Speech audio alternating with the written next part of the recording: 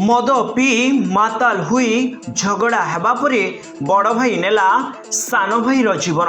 यह घटना टिटलागढ़ नेहरू नगर स्थित वार्ड नंबर 5 होता बेले यह घटना को नहीं एवं अंचल में बेस चर्चा होउची।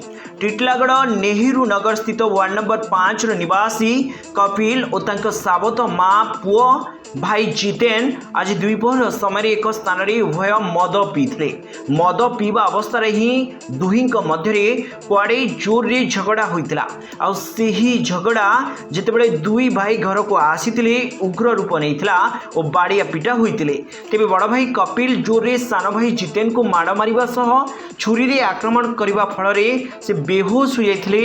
निजे बड़ भाई कपिल सान भाई को धरी टिटलागढ़ सरकारी डाक्तरखाना को आनी डाक्टर किंतु सेठारे जितेन को मृत घोषणा करथिले। शवगृह जितेन को मृतदेह को रखा जाइथिबा बेले मारिथिबा बड़ भाई कपिल को पुलिस निज हेफाजत को नहीं पचरा उचरा जारी रखी। तेबे मद निशारे दुई भाई भितर कौन कथा को नहीं जुक्ति तर्क कथा कटाकटी हुई मारपिट होगा पर शेष में बड़ भाई कपिल हाथ में सान भाई जितेन को जीवन चली जाइए। हत्यार कारण केवल निशा बोली अंचल में जोरसोर भाव में चर्चा होउछि।